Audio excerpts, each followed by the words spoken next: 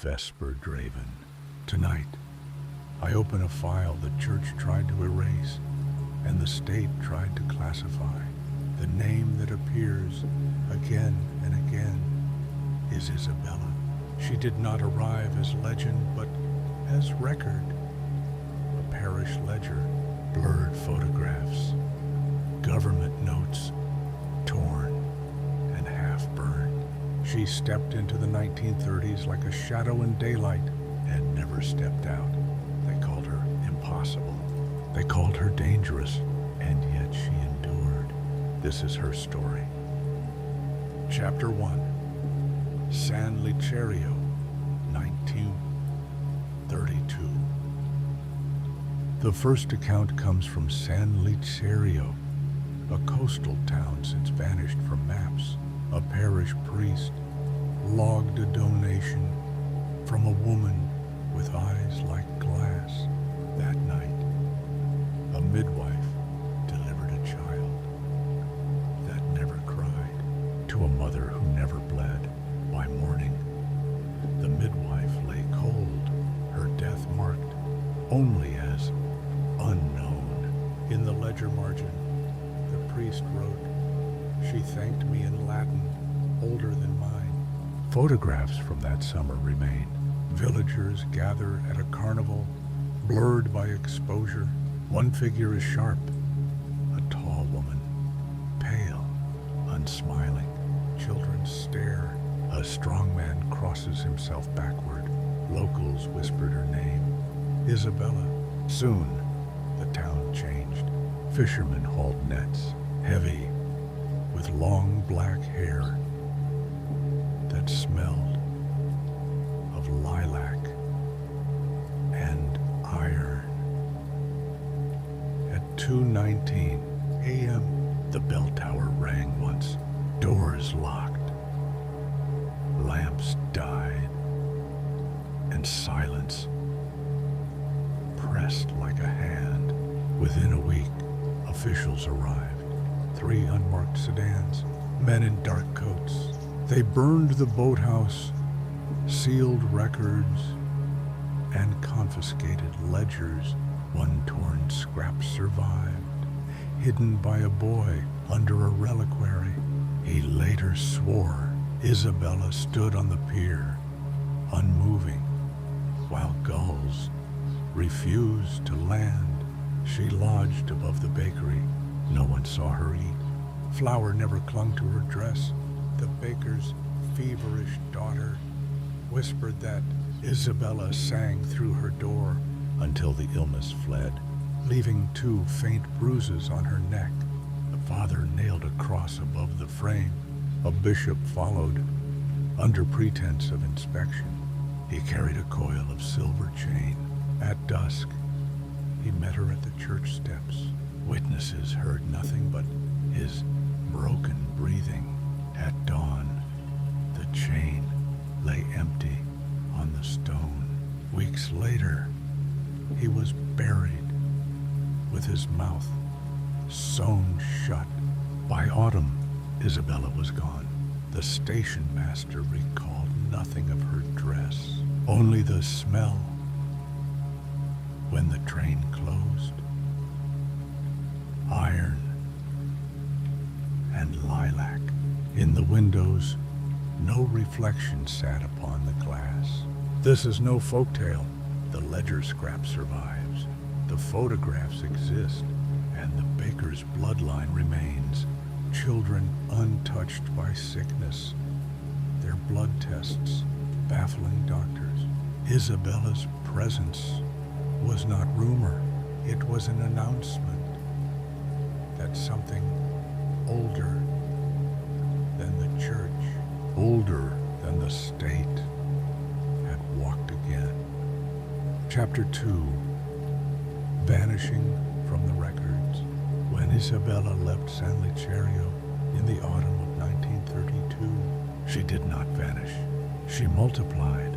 Every city she touched left faint impressions, like fingerprints smudged across history.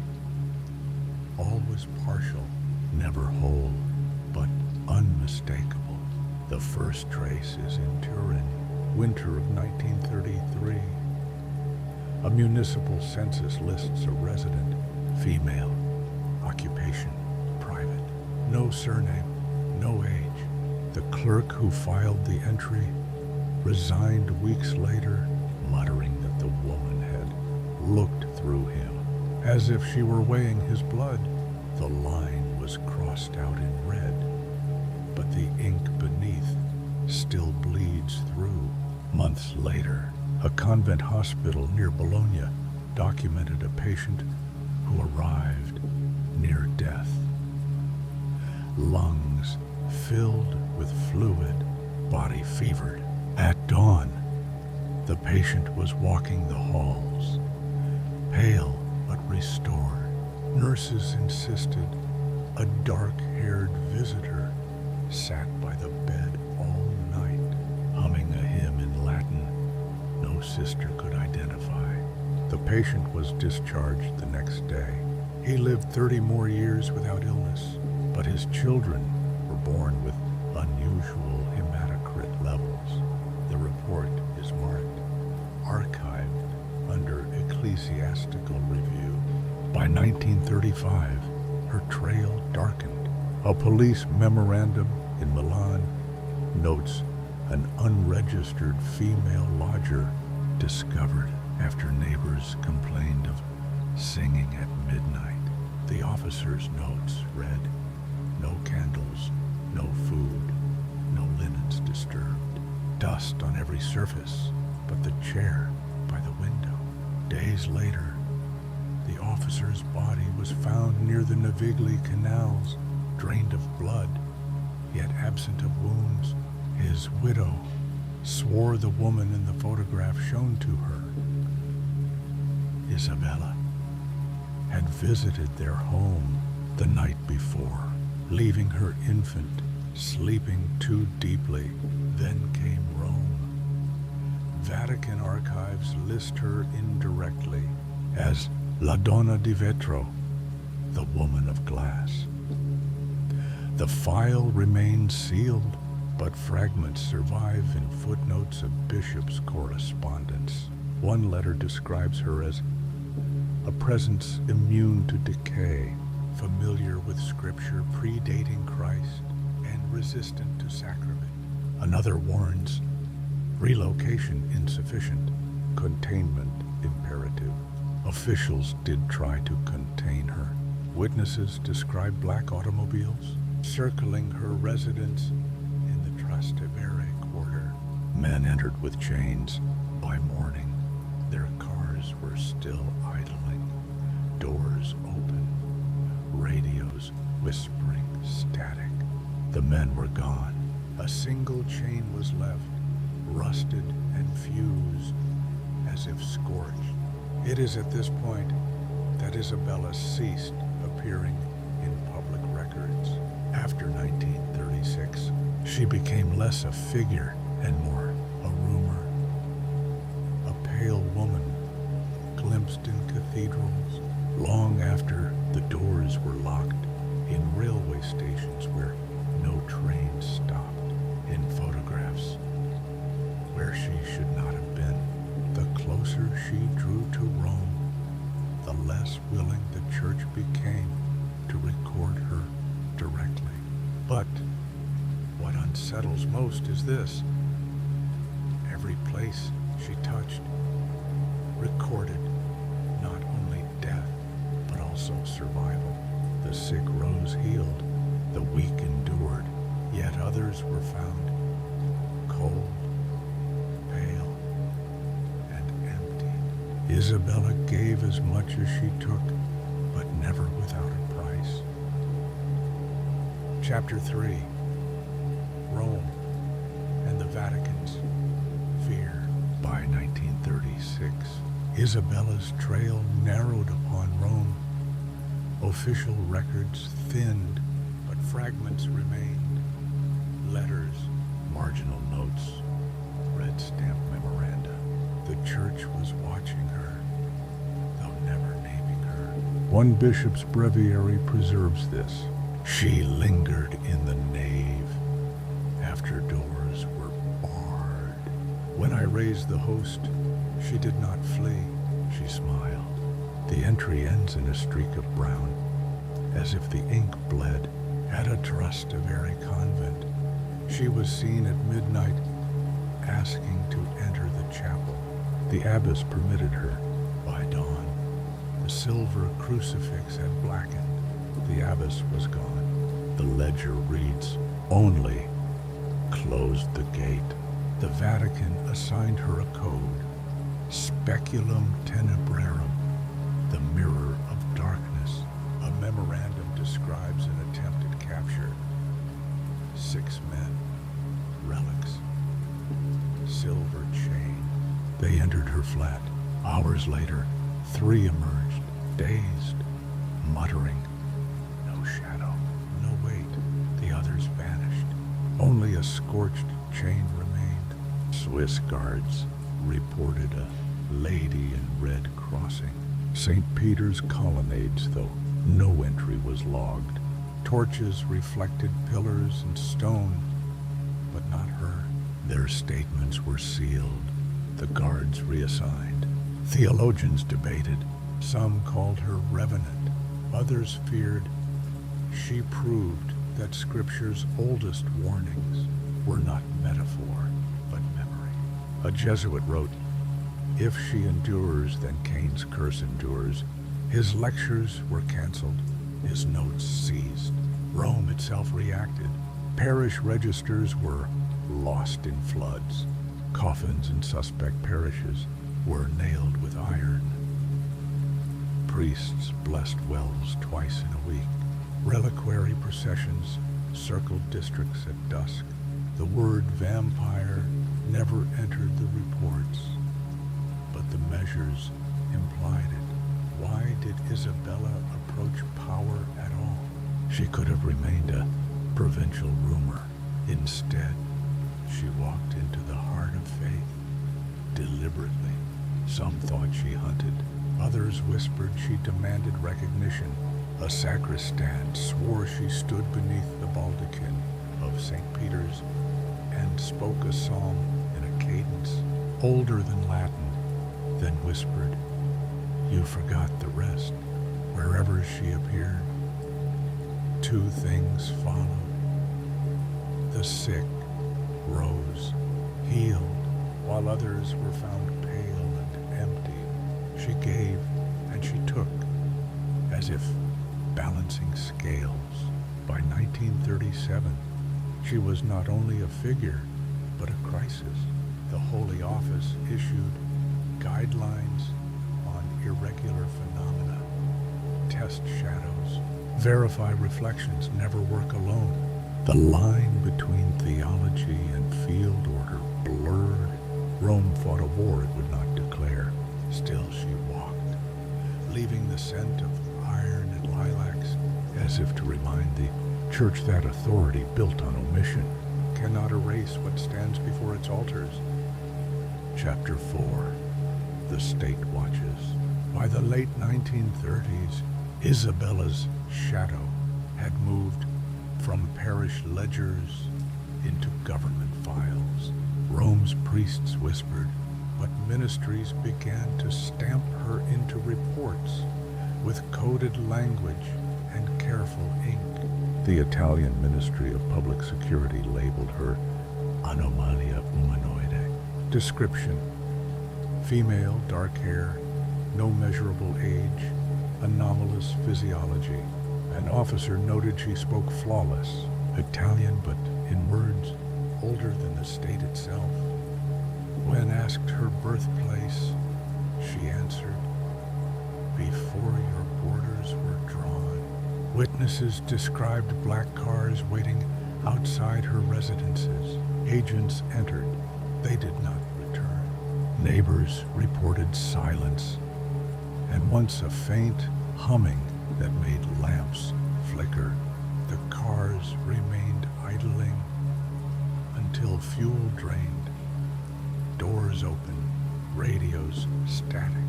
By 1938, a military memo from Verona mentioned an unregistered woman at a barracks. Guards swore she walked through checkpoints, though no one let her in. One soldier grew pale within hours. Another rose, healed from a fever.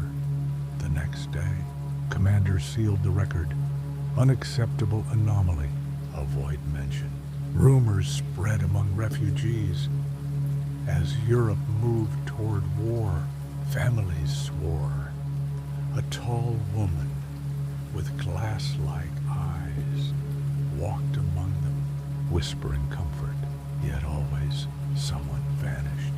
The displaced carried children who rarely sickened, whose blood tests later confounded doctors. Isabella left traces not just in memory, but in flesh. Some in government saw a threat, others saw advantage. If she could endure centuries, if her blood carried secrets, she could be weapon or cure. Memos discuss specimen acquisition. None succeeded. Those sent to seize her either disappeared or returned hollow-eyed, muttering, "She chose." Officials realized what priests already knew. Isabella could not be captured. She did not hide out of fear. She walked openly because they could not move against her without undoing themselves. To admit her was to admit that Scripture's darkest warnings had substance.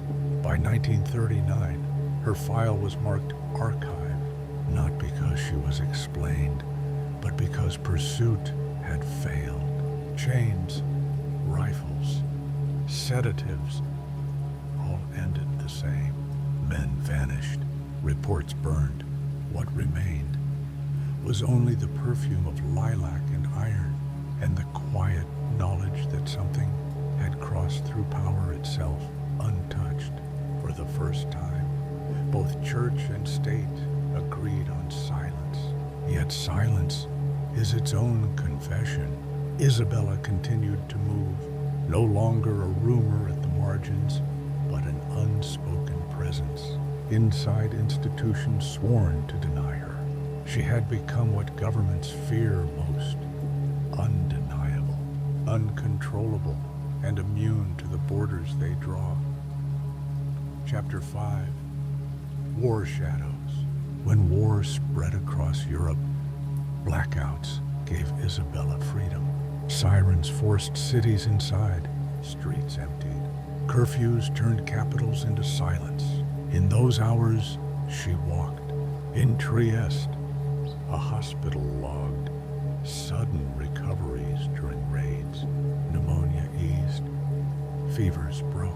Yet an orderly was found, pale on the stairs, pulse thin, eyes wide. The chief wrote, then crossed out, "Visitor in red." Sang in older Latin. Only a corner of the page survived. Railway manifests from 1940 mention a woman traveling without ticket, seen in locked compartments. A conductor swore she stepped between cars where there was only wind. He refused tunnels afterward. Refugees told of her too. Columns of the displaced whispered of a tall woman with glass eyes walking among them. Some slept peacefully. Others never woke. A priest escorting orphans wrote, "Her comfort and hunger share the same mouth." Governments moved from curiosity to capture. A bureau near Lake Garda studied endurance anomalies. Night stretchers rolled in, windows painted black, a salvaged memo labeled "Specimen I." In the margin, another hand. She is not a specimen. The villa burned in winter, no bodies found. In the ruins, a chain lay fused like ice, touched by fire. The church tried too. Relic processions, exorcists, midnight hymns. A memo warned, "She enters only with consent." guard thresholds, yet confessors heard the same words. She asked. I said yes. The penances grew longer. The visitations continued. Soldiers swore she crossed front lines, unseen.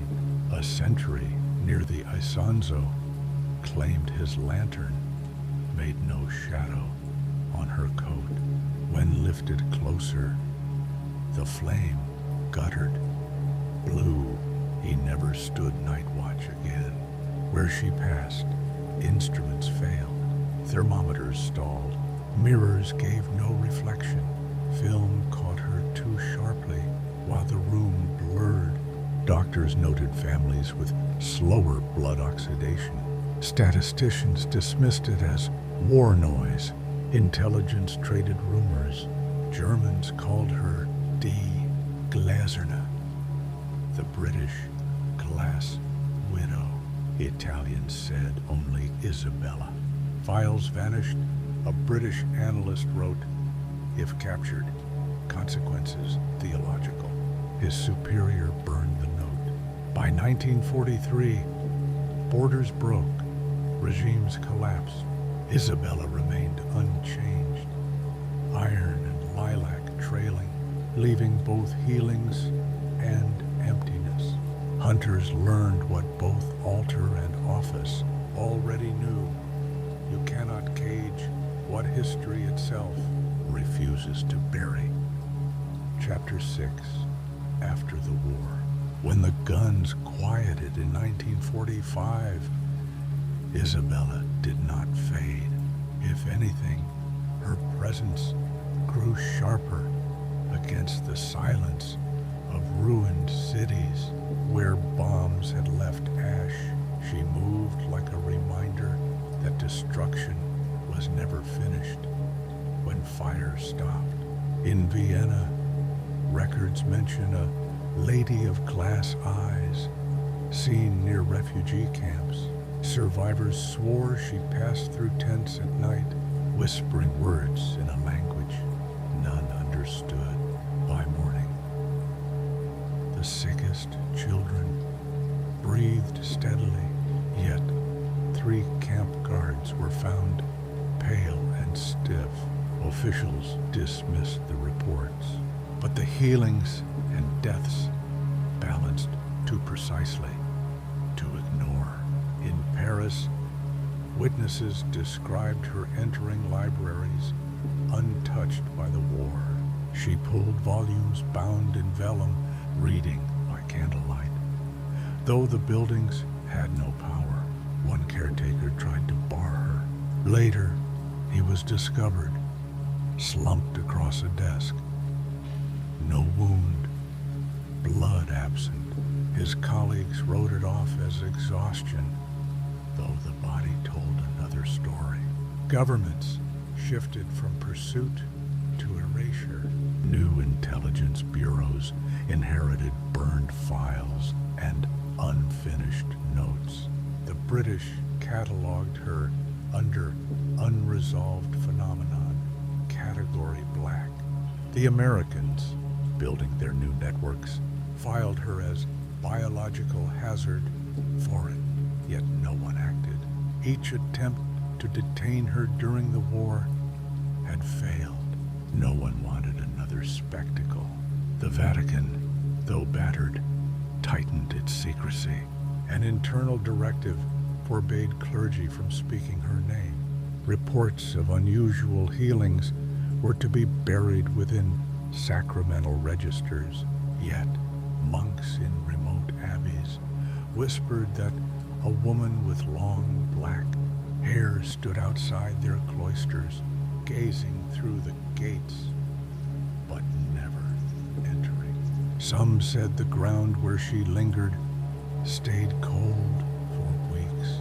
What troubled observers most was not her survival, but her selectivity. Isabella did not strike at random. She appeared where history was breaking. Refugee lines, libraries, hospitals.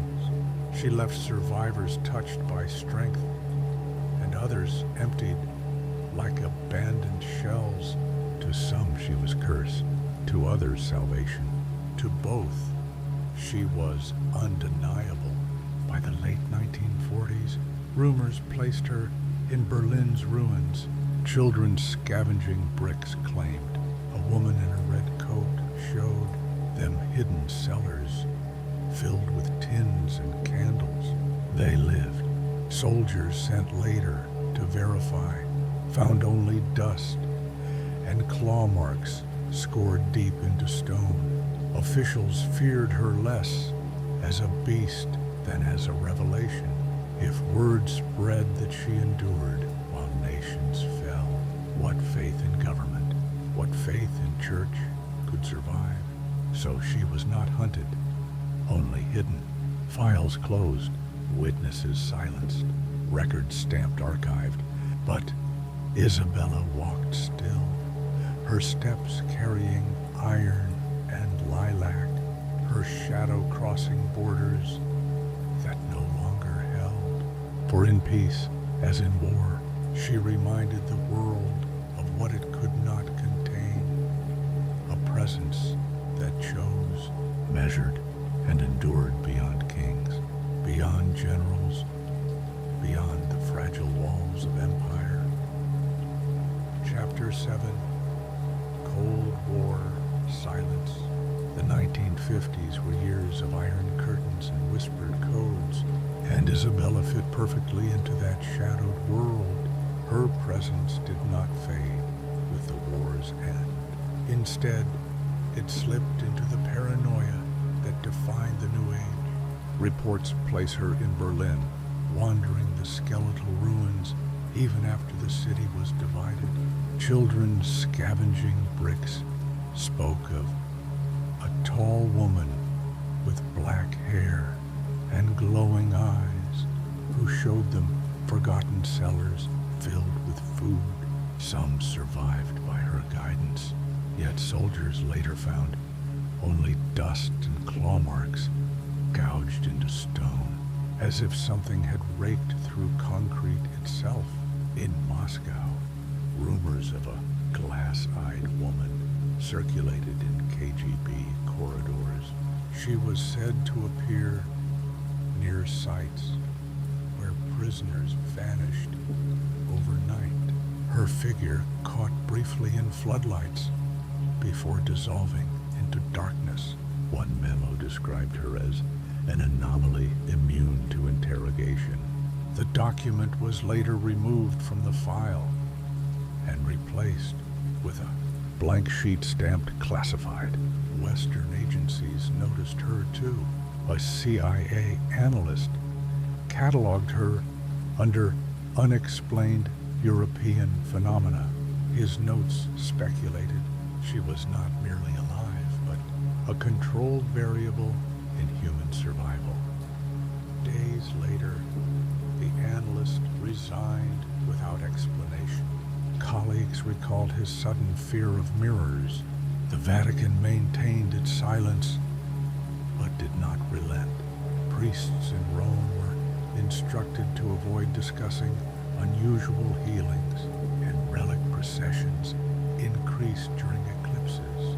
Yet monks from secluded monasteries wrote letters hinting that Isabella had stood outside their cloisters, gazing at the gates, but never crossing. One monk insisted the ground where she lingered remained cold for weeks despite summer heat. Her pattern remained. She appeared where history trembled. In Hungary during the 1956 uprising, survivors swore a pale woman led children through alleyways, while soldiers fired blindly. Afterward, bodies were found empty, but others lived who should not have. The pattern was always dual: mercy and hunger, life and death, bound together. What unsettled governments most was her timing.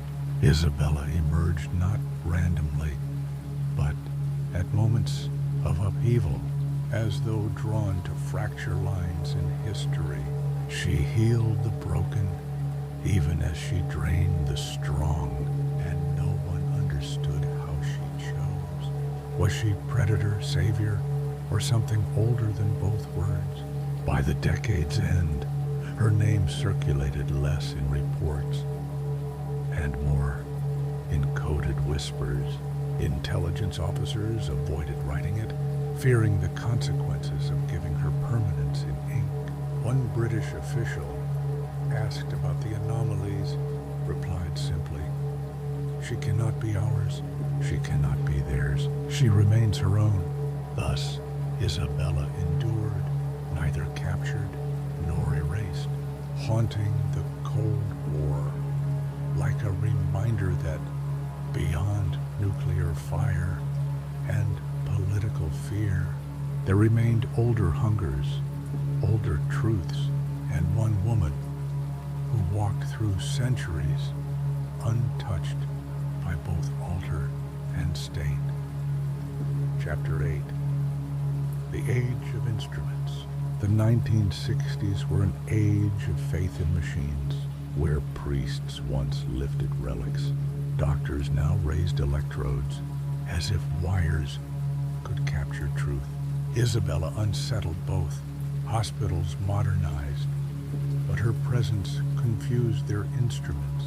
Thermometers stalled low. EKGs skipped. Film captured her too clearly while blurring the rooms around her. In one Zurich clinic, doctors noted families whose blood darkened slowly when exposed to air.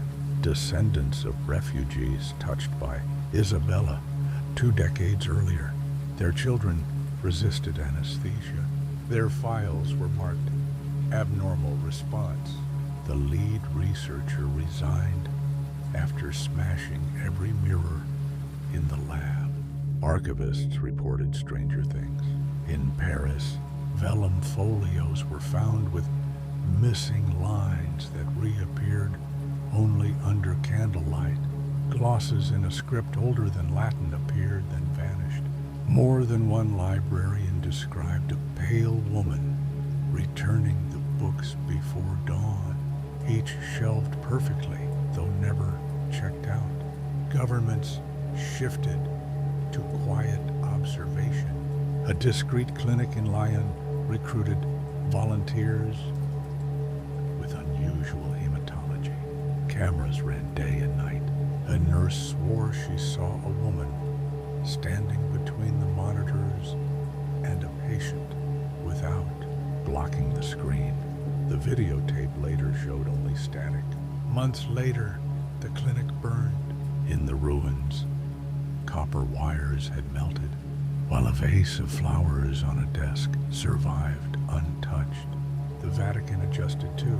Confessors were warned against speaking her name. Monks wrote that a black-haired woman stood outside their cloisters, gazing through gates, but never entering. Where she lingered, the soil remained cold, even in midsummer. Roses blackened without wilting. Scientists asked how, but Isabella answered when. She appeared in ICU wards when monitors faltered, in records rooms during audits, in oncology units on last nights. Some patients revived, others were found pale, drained, untouched by wound or bruise. Administrators called them anomalies. Statistics filed them as variants. A rumor spread through conferences. A pathologist carried a vial labeled glass. Its contents never clotted, never spoiled, never warmed. Before he could present, he vanished during a Milan blackout. His suitcase lay folded on the bed, vial missing, air faintly scented of iron and lilac. By the decade's end, the age of measurement had not defined her. Instead, it exposed the edges of what could not be measured. Isabella walked where data failed, between frames, beyond shadows, inside the silence that numbers call error and faith calls mystery. Chapter 9. Unrest. The 1970s were restless years. Protests, oil shocks, assassinations, cities seethed. And Isabella appeared wherever the streets broke open. In Bologna, during a student demonstration, witnesses claimed a woman in a red coat moved calmly through tear gas. The smoke parted around her. The wind stood still. Hours later, 2 protesters were revived from cardiac collapse, while a policeman was found lifeless, throat untouched yet body drained. Officials dismissed it as chaos, but the rumor clung. She had chosen. In New York, tenants of a condemned building swore a pale woman visited during a blackout. Children said she counted stars from the fire escape, then whispered lullabies in a tongue that froze them with awe. The next morning, inspectors found one family gone, dishes still warm, doors bolted from inside. Only faint claw marks scarred the stairwell wood. Intelligence services, already hunting radicals, folded her into whispers of infiltration. A CIA memo referred to immortal infiltrators, noting strange healings among activists paired with unexplained disappearances. Analysts argued, asset or threat, no conclusion was reached. The file was redacted to black bars, but the code word survived. Isabella. In Chile, after the 1973 coup, a soldier reported a woman with black hair walking the corridors of a stadium where prisoners were kept. He swore she touched the bars and whispered, "Choose." That night, 6 detainees survived execution attempts. Their guards collapsed before firing. The report was buried with hundreds of others, but the soldier later fled north, leaving behind a diary filled only with the phrase, "She weighs the scales." The Vatican, pressured by unrest, reopened its warnings. Priests were told, bar windows at dusk, cover mirrors, avoid solitary vigils. Yet pilgrims in Rome insisted they saw her in shadowed chapels, studying frescoes of saints as if reading them for mistakes. One pilgrim swore she whispered at the Pietà, "You left out what he drank." Science kept pressing, though carefully. Hematologists in Geneva cataloged resistant bloodlines among migrants, matching earlier anomalies from the 1940s. Their notes hinted at a progenitor, an enduring donor who chooses contact. The project ended abruptly when its director vanished. His safe contained only a rosary snapped in 2. By decade's end, Isabella was not only legend, but pattern. She surfaced at every fracture. Riots, coups, blackouts, floods, always the same trail. Iron, lilac, silence. Those who lived called her salvation. Those who died left no voice. For governments, she became not myth, but equation. Wherever instability flared, Isabella appeared, as if history itself summoned her. And yet, she remained untouchable, a sovereign presence moving between ideology, creed, and power. older than both fear and worship, reminding the age of protest that some shadows do not march, but endure. Chapter 10. The Age of Glass. The 1980s dawned with satellites, microchips, surveillance. States believed nothing could remain hidden beneath lenses and wires. Yet Isabella endured, immune to the gaze of machines as she had been to altars and rifles. In London, closed-circuit cameras installed across the underground caught glimpses of her, too clear, too sharp, before frames dissolved into static. Operators complained of headaches. One collapsed after insisting the woman on the monitor was staring back. His report was shredded. His name vanished from payroll. In Washington, a biomedical task force explored longevity anomalies.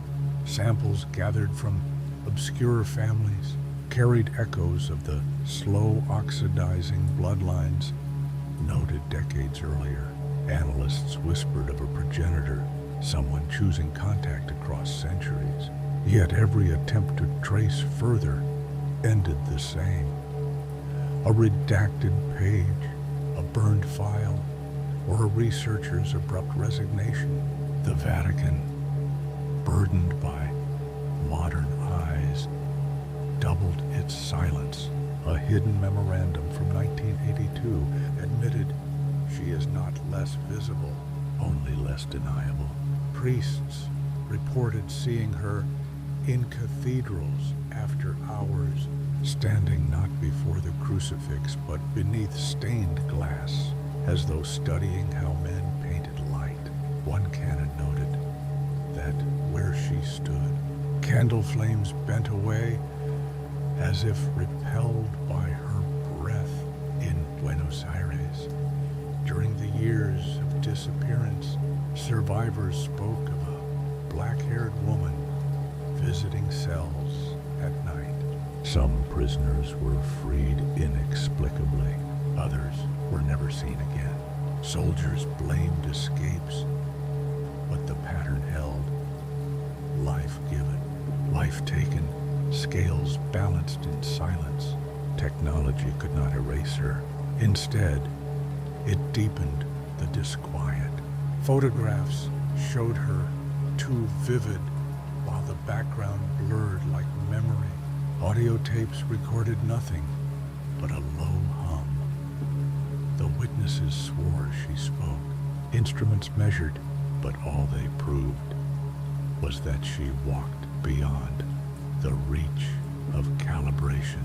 By decade's end, Isabella had become less a rumor and more an unspoken equation. Wherever control expanded, she appeared in its blind spot. Governments called her anomaly. Priests called her curse. Refugees called her savior. But the truth endured.